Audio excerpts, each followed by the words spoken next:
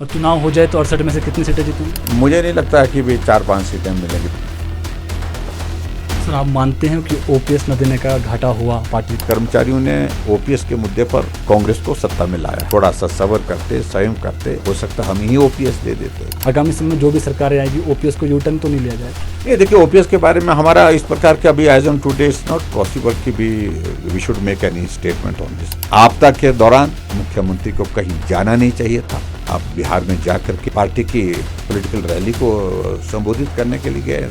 वहाँ पर संबोधित भी क्या करेंगे, भाषण तो उनका करवाते नहीं है। कर्मचारियों को जो 13% डीए तक नहीं दिया गया है, जो कर्मचारी को वायदे किए गए थे, क्या वो पूरे हो पाए हैं? मुख्यमंत्री 2 बार घोषणा कर चुके कि डीए की किस्त जारी करेंगे। बजट की उनकी कमिटमेंट है, लेकिन अब जब प्रश्न किया हमने तो कहा कि जब संसाधन होंगे, जब पैसा होगा, कर्मचारियों को डीए देंगे। कि 5 लाख नौकरियां 5 साल में कही थी, 1 लाख नौकरी 1 साल में, और अब आंकड़ा जब आया 1 साल पहले का आंकड़ा 34,000 नौकरी देने का था, अब के 15 अगस्त को 23,000 पर आ गया। वो आपको सर जब आप मुख्यमंत्री थे मिस्टर कूल कहा जाता था, लेकिन अब आपको थोड़ा गुस्सा भी आता है। चुनौती अगर मुझे कह रहे हैं तो मेरे हिसाब से तो सरकार कांग्रेस की है। जब से इनका पांव पड़ा है सत्ता में, तब से हिमाचल प्रदेश ऊपर की तरफ नहीं नीचे की तरफ गया है। तो रेवेन्यू मिनिस्टर जवाब देते हैं कि आपदा जयराम के कारण आई। आज चंबा जिला पिछले 3 दिनों से पूरे देश भर से कटा हुआ है, उसके लिए भी जयराम दोषी है।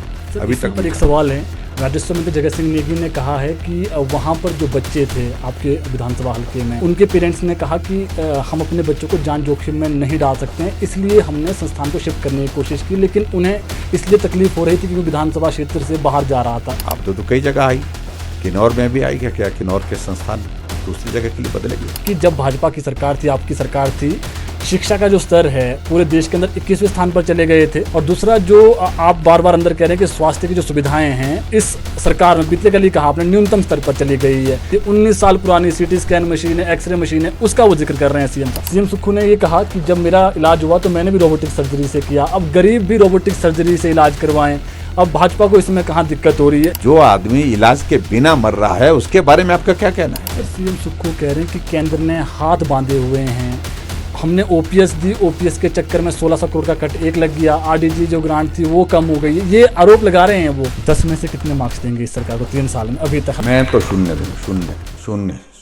हिमाचल दस्तक के साथ खास बातचीत के लिए पूर्व मुख्यमंत्री व नेता प्रतिपक्ष जयराम ठाकुर हैं। जयराम ठाकुर को अमूमन जो है वो कूल जो है वो सीएम कहा जाता था, लेकिन अब थोड़ा सा गुस्सा भी जयराम जी को आता है, उसकी वजह इन्हीं से जानेंगे। और जिस प्रकार से राजस्व मंत्री जगत सिंह नेगी लगातार बयानबाजी कर रहे हैं, और अब तो भाजपा ने जो है वो विधानसभा के अंदर अगर आप देखेंगे जब जगत सिंह नेगी बोल रहे हैं तब बाहर जो है वो निकल रहे हैं, उनको नहीं सुन रहे हैं। सब चीज़ों पर जो है वो बातचीत करेंगे। और सीएम सुखविंदर सिंह सुक्खू बार बार कह रहे हैं कि हम जो है व्यवस्था परिवर्तन के लिए आए हैं। क्या व्यवस्था परिवर्तन हुआ है विपक्ष की नज़रों में? वो इन्हीं से जानेंगे। सर, पहला सवाल, 3 साल होने को आ गए हैं सरकार को, 3-4 महीने रह गए हैं सर, लगता है कुछ, क्योंकि आप तो पहले खुद मुख्यमंत्री रहे हैं, कुछ व्यवस्था परिवर्तन हुआ इस सरकार में? देखिए, जैसे जैसे वक्त गुजरता जा रहा है सारी व्यवस्था परिवर्तन की बातें पाताल में जाती जा रही हैं।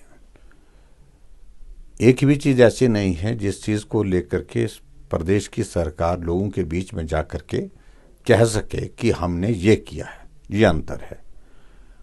और सबसे बड़ी बात तो यह है कि चुनाव में झूठी गारंटियां दे करके सत्ता तो हासिल कर ली, लेकिन विचित्र लोगों को तब लगा, हकीकत लोगों को तब मालूम पड़ी कि दी हुई गारंटियों के विपरीत काम करना शुरू किया, दी हुई गारंटियों से मुकर जाना। ये सारी बातें जब लोगों ने देखी तो लोग सिर पकड़ करके बैठे हैं कि आखिरकार हमने ये क्या गलती कर दी। हिमाचल प्रदेश में झूठे वादे देने वाली कांग्रेस को सत्ता पकड़ा दी। भाजपा की सरकार थी, योजनाएं होती थी, काम चलते थे, चारों तरफ विकास था। इस बात को आज लोग याद कर रहे हैं। और इसका एक बहुत बड़ा संदेश मुझे लगता है कि प्रदेश की जनता ने लोकसभा के चुनाव में एक उदाहरण के रूप में दिया कि चारों सीटों पर भारतीय जनता पार्टी कांग्रेस की सरकार होने के बावजूद भी प्रचंड बहुमत के साथ जीती है। और व्यवस्था परिवर्तन की बात कहें हम तो कांग्रेस के अंदर किस तरह का माहौल है इस बात को आप खुद देख रहे हैं। उनकी लड़ाई जो है वो बोलने में नहीं, हमारे कहने पर नहीं, लेकिन जग जाहिर सार्वजनिक स्थलों पर हो रही है, जो मीडिया ने कवरेज लोगों को दिखाई है। अभी हाल ही में इनकी कांग्रेस पार्टी की राष्ट्रीय जो इनकी नेता थी, प्रभारी है हिमाचल प्रदेश की, रजनी पाटिल, यहाँ आई थी शिमला में, कपड़े फाड़े एक दूसरे के। तो ये तो स्थिति है। और इसलिए मैं कह रहा हूँ कि 3 साल का कार्यकाल काम करने के लिए बहुत पर्याप्त होता है। अगर 3 साल में सरकार काम नहीं कर पाई तो समझ लीजिए कि अब सरकार काम करने की स्थिति में बिल्कुल नहीं रहेगी, क्योंकि 3 साल का कार्यकाल बीतने के बाद तो उतराई का वक्त आ गया और लोग अब विमुख होकर के कांग्रेस के खिलाफ सड़कों पर, चौक पर, चौराहे पर बोल रहे हैं, आंदोलन कर रहे हैं। तो कांग्रेस की ये स्थिति सरकार की जो है, मैं समझता हूं कि प्रदेश को बहुत पीछे ले गई है। सर, विधानसभा सत्र चला हुआ है, आपने एक बात अंदर कही ओल्ड पेंशन स्कीम को लेकर के कहीं ना कहीं थोड़ा नुकसान हुआ है, ये आपने भी अंदर कहा। क्या लगता है, क्योंकि कर्मचारियों का जो 13% डीए तक नहीं दिया गया है, जो कर्मचारियों को वायदे किए गए थे, क्या वो पूरे हो पाए हैं? सीएम सुक्खू बार बार जब कर्मचारियों की बात आती है ये कहते हैं कि हमने ओपीएस दे दी है। जो ये डीए वाला मुद्दा, ये बड़ा मुद्दा है, कर्मचारी मांग कर रहे हैं कि डीए दिया जाए। हालांकि आपकी सरकार में तो जो है वो कर्मचारी सड़कों पर उतर आए थे। क्या लग रहा है आपको, दे पाएगी सरकार? देखिए, एक बात तो बड़ी साफ है कि कर्मचारी अब महसूस कर रहे हैं कि बहुत बड़ी गलती उनसे हुई है। हमारी सरकार में कर्मचारी आंदोलन पर कभी नहीं रहे। आंदोलन सिर्फ लास्ट के फेज में हुआ, जब 4.5 साल का कार्यकाल हुआ था तो उन्होंने ओपीएस मांगा, और ओपीएस देने के लिए हमने मना भी नहीं किया था। हमने कहा था कि थोड़ा संयम रखें, और हम इस चीज़ पर वर्कआउट कर रहे हैं। हमारी राष्ट्रीय नेताओं से बात हुई है, प्रधानमंत्री जी से बात हुई है, हम इसका रास्ता निकाल रहे हैं।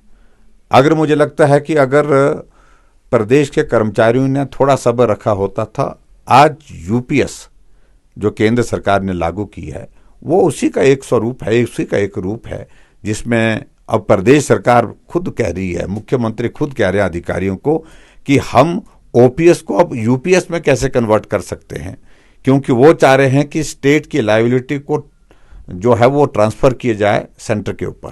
तो अब कर्मचारी इस बात को खुद महसूस करते होंगे। मैं सिर्फ इतना ही कहना चाहता हूं, कर्मचारियों ने जो कुछ भी उस वक्त किया, हालात के मुताबिक उनको ओपीएस चाहिए थी, और ओपीएस की बात कांग्रेस ने कहा कि पहली कैबिनेट की पहली बैठक में करेंगे, इसलिए कर्मचारियों का रुझान उनकी तरफ हुआ। हमें कोई बात नहीं, कर्मचारी नहीं हमको सपोर्ट किए, ऐसा भी नहीं है सब ने किया नहीं, सब में कुछ लोगों ने हमको किया, ज़्यादा लोगों ने उनको किया हो सकता है, लेकिन सत्ता हासिल की। सत्ता हासिल करने के बाद आज प्रश्न पैदा होता है कि 2.5 साल के कार्यकाल में ही लोग सड़कों पर कर्मचारी क्यों बैठ गए, धरने पर क्यों है, प्रदर्शन पर क्यों है, डीए की किस्तें उनकी जारी नहीं हो पा रही हैं।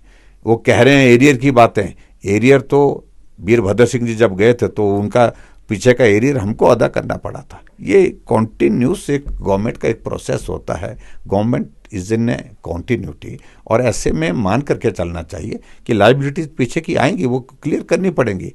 और आज मुख्यमंत्री 2 बार घोषणा कर चुके हैं कि डीए की किस्त जारी करेंगे, बजट की उनकी कमिटमेंट है। लेकिन अब जब प्रश्न किया हमने तो कहा कि जब संसाधन होंगे, जब पैसा होगा तो तब जो है कर्मचारियों को डीए देंगे। इसका मतलब सीधा संसाधन होंगे नहीं, पैसा होगा नहीं, और डीए कर्मचारियों को मिलेगा नहीं। सर, आप मानते हैं कि ओपीएस न देने का घाटा हुआ पार्टी को?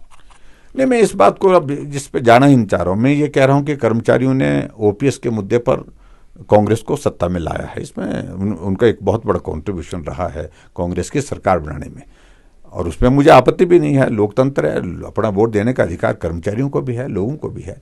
लेकिन अब वो पछता रहे हैं, अब वो पछता रहे हैं कि इससे बेहतर अगर हम थोड़ा सा सब्र करते, संयम करते, तो शायद उनके लिए ओपीएस की जगह अच्छी ऑप्शन निकल करके आती। हो सकता हम ही ओपीएस दे देते, हो सकता कि हम जो यूपीएस का जो फॉर्मूला आया है उसमें उनको कंपनसेट करते। लेकिन कर्मचारियों का बुरा हमने कभी ना सोचा ना किया, लेकिन कर्मचारियों का बुरा बिना सोचे बिना बोले जितना सुखू ने किया है उतना मुझे लगता नहीं किसी ने किया होगा। तो सर ये मान के चलें ओल्ड पेंशन स्कीम दे दी गई है जो अभी तक, हालांकि अभी तक इतने कर्मचारी रिटायर नहीं हुए जिनको ओपीएस का लाभ मिले, आगामी समय में जो भी सरकारें आएगी ओपीएस को यूटर्न तो नहीं लिया जाएगा? ये देखिए, ओपीएस के बारे में हमारा इस प्रकार के अभी as on today it's not possible कि we should make any statement on this.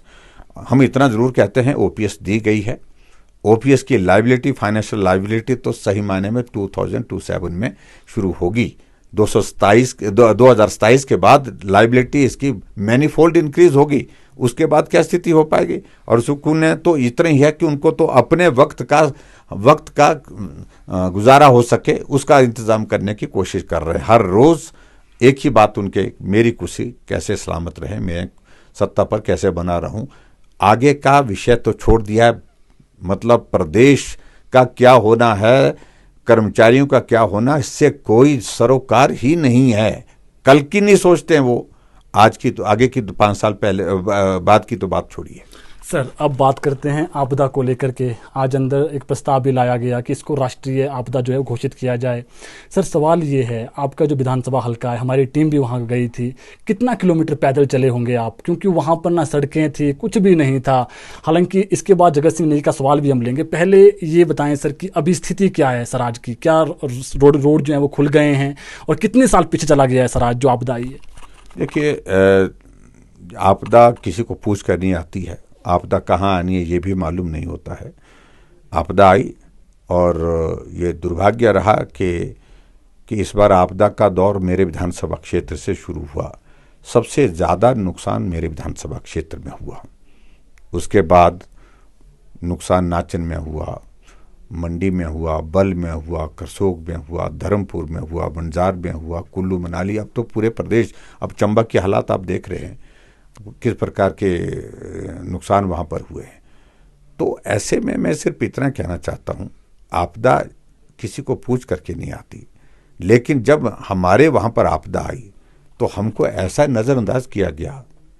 एक रात में 29 लोग मेरे विधानसभा क्षेत्र में आपदा के शिकार हुए, यानी कि जिनकी जिंदगी चले गई।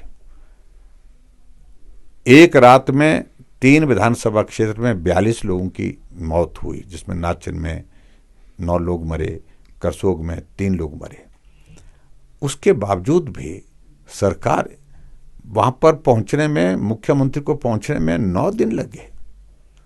हम गए वहां पर, पैदल गए, कई किलोमीटर हमने पैदल चला। हमने नापने का तो विषय ही नहीं था उसमें, क्योंकि नापने का तो विषय ये आता है कि अगर सड़क मार्ग से चलते हैं तो मालूम पड़ता है इतना किलोमीटर हम चले। हम तो चलते रहे, कितना चले कितना नहीं चले वो मैं उस पर जाना मिनचारा, मेरा दायित्व भी बनता था। लेकिन लोग मरने पर छोड़ दिए, अपने हाल पर छोड़ दिए। ये सचमुच में बहुत दुर्भाग्य है। आज अगर आपदा के बाद जो मेरे विधानसभा क्षेत्र की स्थिति, 1000 करोड़ रुपए से ज़्यादा का नुकसान हुआ है।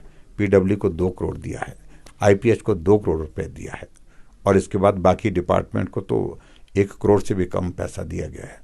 कैसे आप उस विधानसभा क्षेत्र के सारे सिस्टम को जो है वो खड़ा कर पाएंगे? आज भी मेरे विधानसभा क्षेत्र में 2 महीने होने लगे, 2 दिन बाद पूरे 2 महीने हो जाएंगे। 30 जून को हुआ था। 2 महीने होने के बावजूद भी मेरे विधानसभा क्षेत्र में अभी तक सड़कें रिस्टोर नहीं हो पाई हैं। जो सड़कें टूटी हुई हैं, टेम्परेरी रिस्टोर करने का प्रयत्न हुआ है। बिजली पानी की स्थिति ऐसी है। तो कुल मिलाकर के मैं कह सकता हूं कि बहुत दुर्भाग्य है। और आप अंदाजा लगाइए सरकार की क्रेडिबिलिटी पर कितना बड़ा प्रश्न खड़ा है। जब राहत कार्य पूरे प्रदेश भर से लोगों ने सामान भेजना शुरू किया तो सरकार के पास कम गया, हमारे पास ज़्यादा लोगों ने सामान भेज के, उनको था कि निष्पक्ष होकर के जो प्रभावित परिवार है उनको सामान पहुंचेगा, राहत भी। और उस सारी चीज़ को लेके जहां लोग पहुंचे, मिलने के लिए हमसे पहुंचे, और 24-25 जेसीबी पोकलेन वहां पर लोगों ने अपने पैसे से लगा करके सड़कों को खोलने में मदद की। तो इसलिए इससे ज़्यादा शर्मनाक चीज़ कांग्रेस के लिए, सरकार के लिए क्या हो सकती है, जब सरकार सारे काम के लिए है लेकिन उसके बावजूद भी वहाँ पर काम करने की स्थिति में नहीं हो पा रही है। और अब जब विधानसभा के अंदर इस पर हमने नियम 67 के अंतर्गत काम रोको प्रस्ताव के अंतर्गत चर्चा चाही, तो चर्चा में हमने जब सारी चीज़ें बताई तो रेवेन्यू मिनिस्टर जवाब देते हैं कि आपदा जयराम के कारण आई, जयराम ने गलत तरीके से वहाँ पर काम किए थे, गलत डेवलपमेंट के प्रोजेक्ट्स वहाँ पर ये किए थे, उसके कारण नुकसान होना था, सड़कें बना दी। आज मैं उनसे ही पूछता हूँ, आज मनाली की क्या हालत है, आज लाहौल की क्या हालत है, आज भरमौर की क्या हालत है, चंबा की क्या हालत है, चुराह की क्या हालत है। आज चंबा जिला पिछले 3 दिनों से पूरे देश भर से कटा हुआ है, उसके लिए भी जयराम दोषी है। और मैं समझता हूँ कि बहुत अनहल्दी चीज़ें, जिसको कह सकता हूँ कि वर्तमान सरकार के कार्यकाल के दौरान हुई, चर्चा होती थी, लेकिन ऐसे आरोप नहीं होते थे बेवजह के, स्वीकार करना चाहिए। और कहा कि जयराम जयराम जयराम की यही बोलते रहे कि उनकी वजह से एक नुकसान हुआ, इनकी वजह से। आखिरकार कब तक आप बोलते रहेंगे? आपदा हमारे समय में भी आई, लेकिन हमने उनका सामना किया। 2023 के नुकसान जो है अभी तक सड़कों की, वो रिस्टोर नहीं हो पाए हैं। सड़क पर मलबा पड़ा है तो पड़ा है, पुल टूटा तो टूटा है, बिल्डिंग टूटी है तो टूटी है। आखिरकार जवाबदेही सरकार की होनी चाहिए। और जो जिस प्रकार से झूठ बोल करके सदन के अंदर, मतलब झूठ भी, जिसको मैं कह सकता हूँ बेशर्मी के साथ झूठ बोला जाता है, चाहे मंत्री चाहे मुख्यमंत्री गलत आंकड़े पेश करते हैं, सच्चाई से अलग तरह की होती है। और आज मुझे इस बात को लेकर के हैरानी, आज प्रस्ताव पारित किया कि इस आपदा को राष्ट्रीय आपदा घोषित किया जाए, और प्रस्ताव तब पारित हुआ जब मुख्यमंत्री बिहार में है। सदन के दौरान मुख्यमंत्री को यहां होना चाहिए था, आपदा के दौरान मुख्यमंत्री को कहीं जाना नहीं चाहिए था। कार्यक्रम कोई अगर इमरजेंसी होता है, कोई स्वास्थ्य का कारण बनता है, कोई दूसरा कोई कारण बनता है, कोई नेशनल लेवल का कोई इंपॉर्टेंट ऐसी कोई अपॉइंटमेंट होती है, मीटिंग होती है, समझ में आता है। आप बिहार में जा करके पब्लिक ये पार्टी की पॉलिटिकल रैली को संबोधित करने के लिए गए, वहाँ पर संबोधित भी क्या करेंगे, भाषण तो उनका करवाते नहीं है वो, वहाँ पर उनकी हाजिरी, वहाँ पर खड़ा होकर के हिमाचल के मुख्यमंत्री भी आए। ये क्या जरूरी था? आज वहाँ चंबा में मालूम नहीं पड़ रहा है कितने लोग वहाँ पर संकट में फंसे हुए हैं, और जो आंकड़े दिए जा रहे हैं गलत दिए जा। मेरी जानकारी के मुताबिक लगभग 8 से 10 हज़ार लोग वहाँ पर मणिमहेश की यात्रा पर निकले हुए थे, जिनमें से 5,000 से ज़्यादा लोग जो है वहाँ अब भरमौर पहुँच पाए हैं, ऐसी जानकारी मिली है। सर, इस सवाल पे वापसी आऊँगा। आपको सर जब आप मुख्यमंत्री थे मिस्टर कूल कहा जाता था, लेकिन अब आपको थोड़ा गुस्सा भी आता है। सर, ये जो जगत सिंह नेगी वाला मसला है, उन्होंने एक वर्ड यूज़ किया, पनौती। क्या लगता नहीं है कि ऐसे वर्ड्स का प्रयोग करना, और क्या राजनीति में ऐसे शब्दों का प्रयोग जो हुआ, हालांकि आप अंदर नहीं थे, विपक्ष कोई विधायक अंदर नहीं था, क्या लगता है आपको, क्या अब जो राजनीति है उसमें जो शब्दों का उच्चारण है वो घटिया स्तर पर पहुँच गया है? देखिए, मैं इस व्यक्ति के बारे में ज़्यादा मैं बोलता नहीं हूँ। कारण ये है कि ना बोलें तो ज़्यादा उचित है। और आज पूरे हिमाचल प्रदेश में जब से कांग्रेस की सरकार आई है, 3रा साल है जो आपदा में जा रहा है। और पनौती अगर मुझे कह रहे हैं तो मेरे हिसाब से तो सरकार कांग्रेस की है। जब से इनका पांव पड़ा है सत्ता में, तब से हिमाचल प्रदेश ऊपर की तरफ नहीं नीचे की तरफ गया है। आज हिमाचल प्रदेश दशकों साल जो है पीछे चला गया, कई दशकों का नुकसान हो गया। सारे काम तो रुके पड़े हैं, जहां विकास कार्य रोके रखे हैं। और सबसे बड़ी बात यह है कि आनंद इस बात का आता है कि काम तो कर नहीं सकते हैं, लेकिन काम नहीं कर सकते हैं तो काम रोकने के लिए क्या कर सकते हैं, इस सारी चीज़ के लिए काम कर वो प्रयास करते हैं। कभी यूनिवर्सिटी शिफ्ट करने की बातें करना, कभी कॉलेज शिफ्ट करने की बात करना।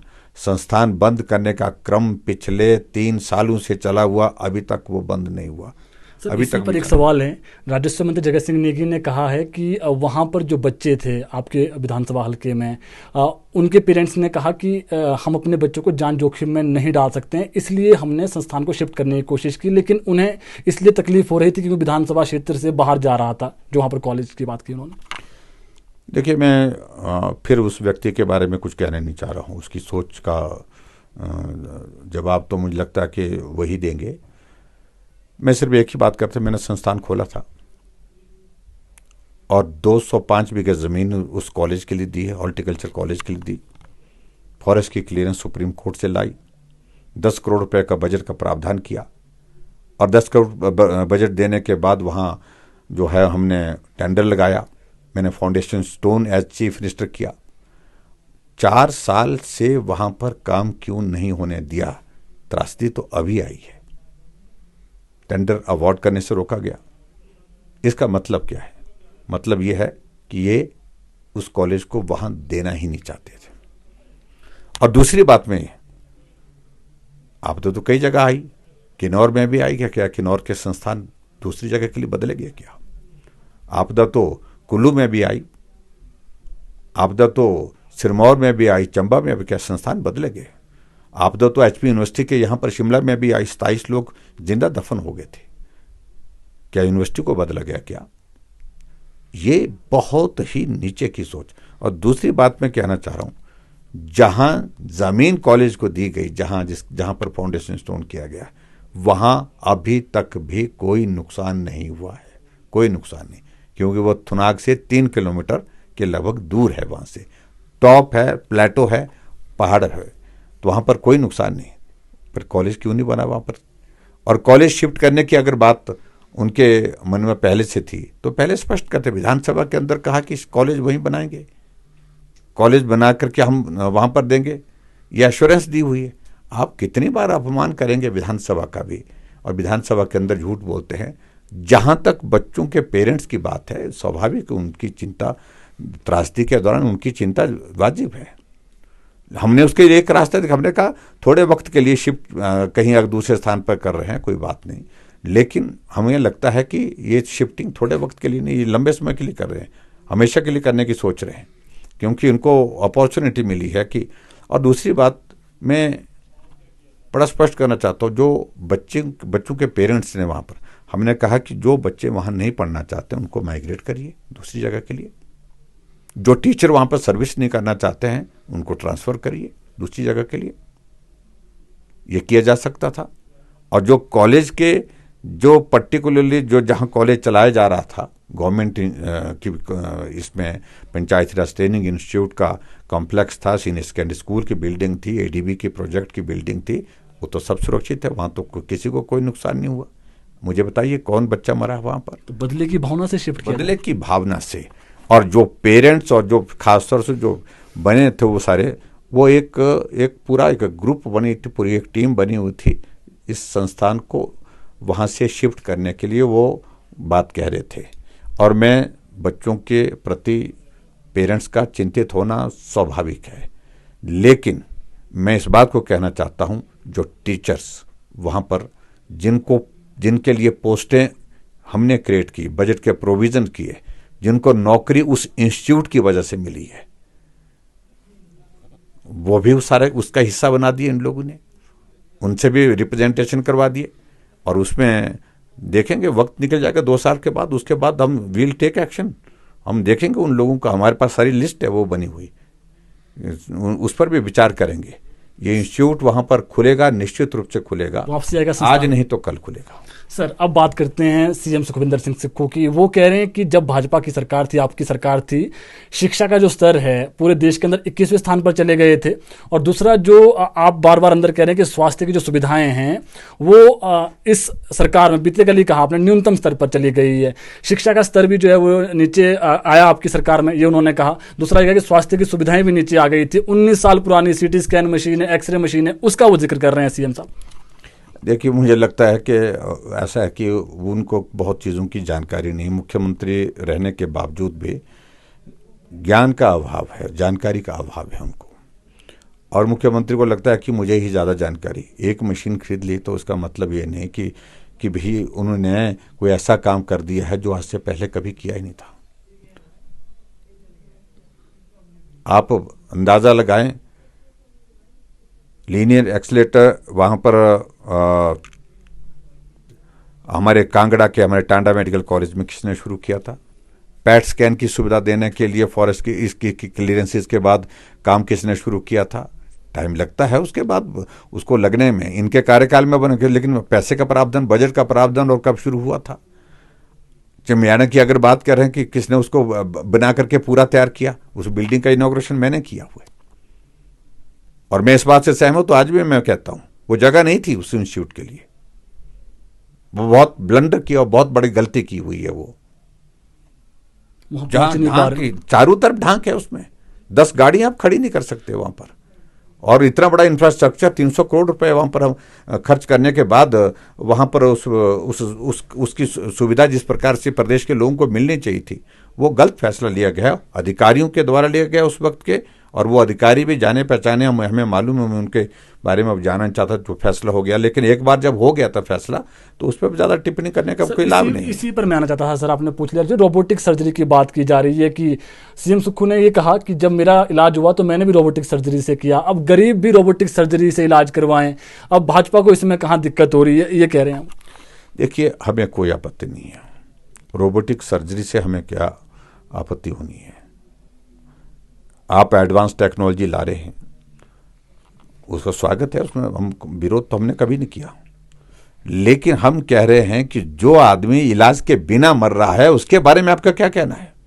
आपने हिम केयर बंद कर दी, जो गरीब आदमी की जिंदगी बचाने के लिए मददगार होती थी। आपने सहारा योजना बंद कर दी।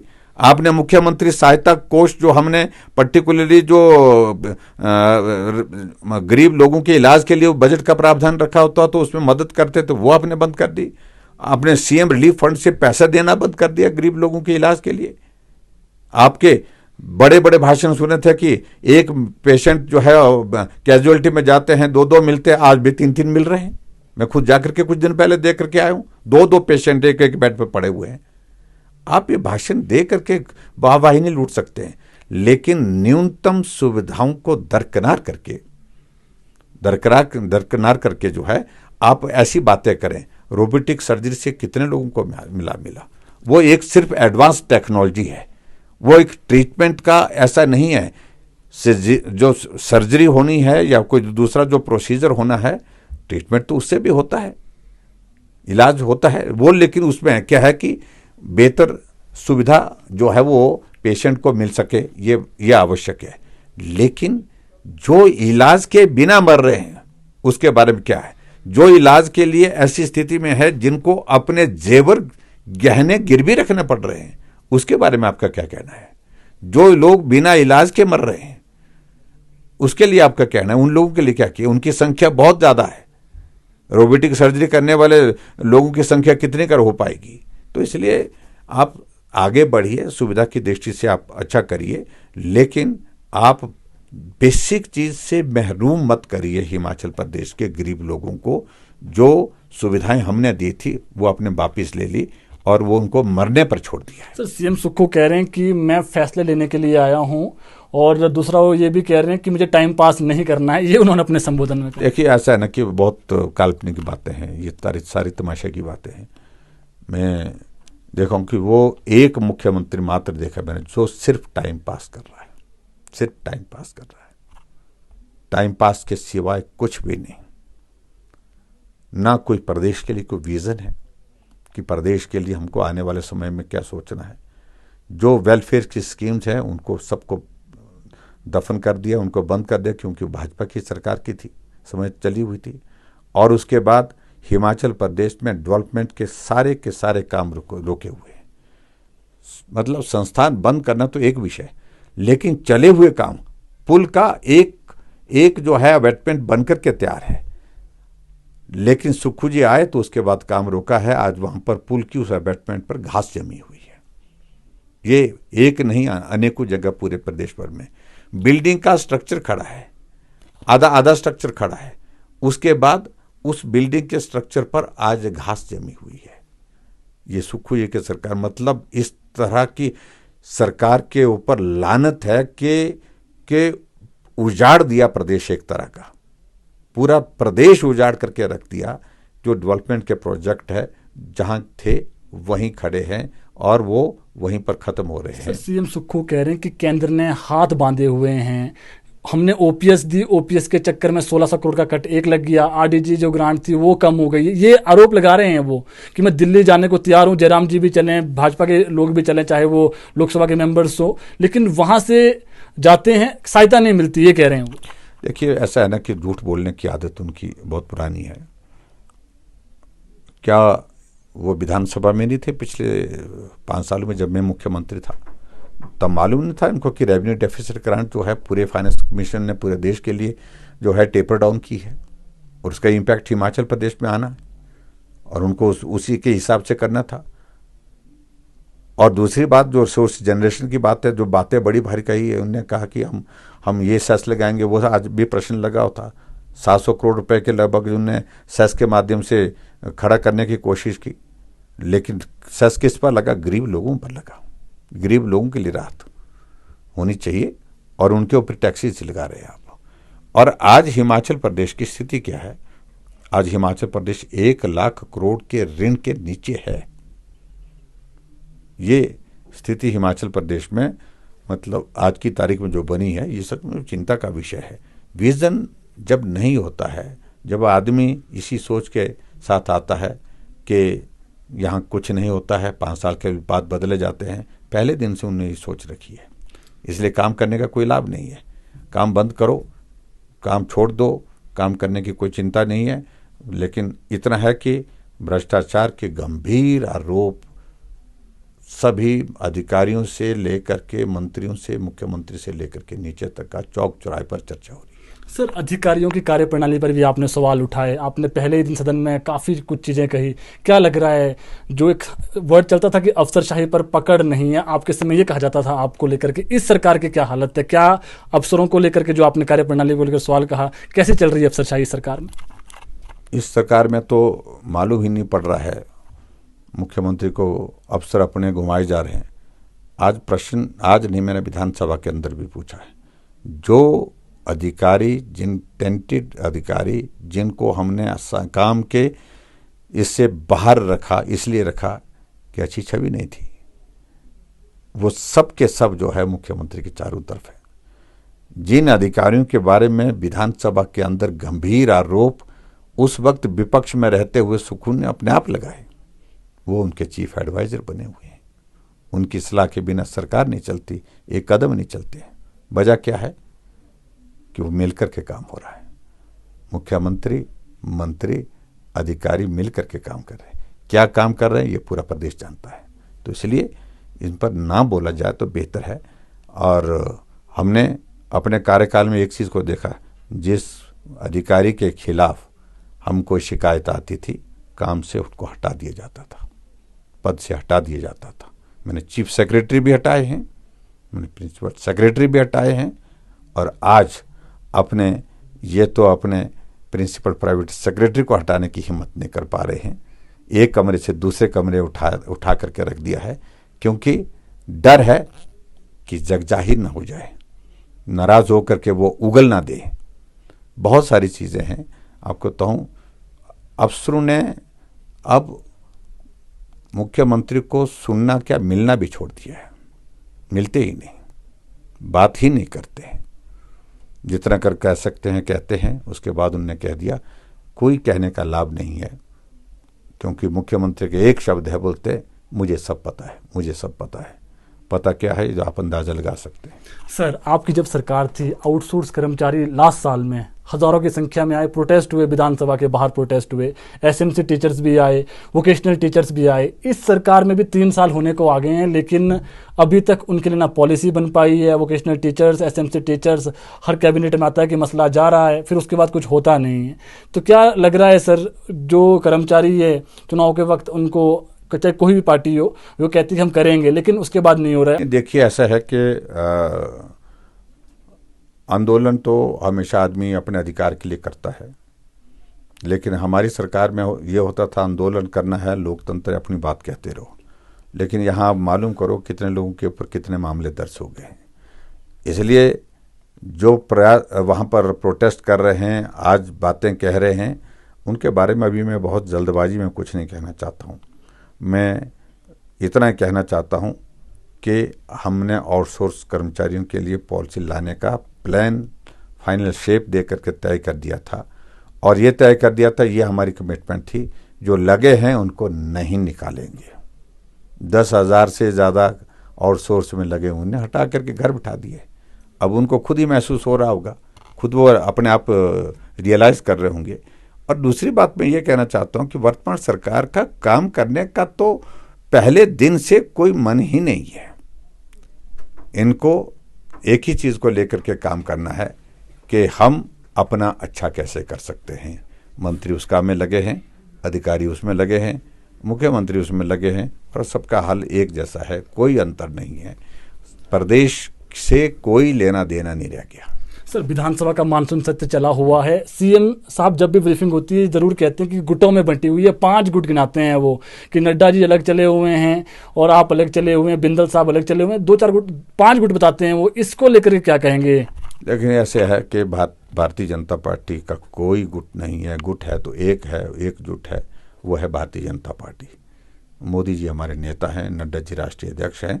और आप अपना जिक्र करें, अभी कांग्रेस के कार्यालय में किस प्रकार का तमाशा वहां पर हुआ, मीडिया वालों को धक्के दे करके बाहर निकाला गया, कपड़े फाड़ दिए एक दूसरे के। तो गुट कहाँ है ये पूरा प्रदेश देख रहा है। आपस में किस प्रकार से लड़े हुए हैं, सिर्फ कुर्सी सत्ता के लिए, और सत्ता के सिवाय कोई इनके, और ये भूख इनकी कभी भी पूरी नहीं हो सकती है। और इस भूख को मिटाने के लिए एकमात्र है कि जब चुनाव होगा लोग उनको बाहर निकालेंगे सत्ता से, तब मालूम पड़ेगा। सर, 10 में से कितने मार्क्स देंगे इस सरकार को 3 साल में? अभी तक हालांकि 2 साल बचे हुए हैं, आखिरी साल तो चुनाव में ही होता है खत्म। फिर मैं तो 0 दूंगा, 0। और चुनाव हो जाए तो 68 में से कितनी सीटें जीतेंगे? मुझे नहीं लगता है कि भी 4-5 सीटें मिलेंगी। 10 सीटें तक तो भी पहुंचना मुश्किल है। आपको तो पक्की बात है, बहुत बुरा हाल है कांग्रेस का आज की तारीख में। बड़े बड़े नेता हारेंगे। सर, जो 1 लाख नौकरियां थी, 1500 था, अब 1 लाख नौकरियों को लेकर के हालांकि लंबा हो गया इंटरव्यू, बेरोजगार राह ताक रहे हैं कि भर्तियां नहीं हो रही है। आपके समय भी ये बड़ा मुद्दा बना था कि पेपर लीक होता है, और अभी भी ये कह रहे हैं, सीएम साहब अभी भी कह रहे हैं कि आपकी सरकार में पेपर लीक होता था, हमने वो नहीं किया। लेकिन भर्तियों का बड़ा मुद्दा बन रहा है। एक तो प्रिविलेज मोशन तक ले आया आपके विधायक ने। चलिए, मुझे सारी चीज़ को लेकर सिर्फ इतना कहना है कि 5 लाख नौकरियाँ 5 साल में कही थी, 1 लाख नौकरी 1 साल में। और अब आंकड़ा जब आया, 1 साल पहले का आंकड़ा 34,000 नौकरी देने का था, अब के 15 अगस्त को 23,000 पर आ गया वो। और अब जब हमने प्रश्न में सूचना मांगी तो उसमें बताया गया कि कोई अभी तक सूचना एकत्रित की जा रही है। इसलिए झूठ झूठ झूठ और झूठ के सिवाय कुछ नहीं है। कोई रोजगार नहीं दिया गया हिमाचल प्रदेश में। बेरोजगार ठगे हुए महसूस कर रहे हैं।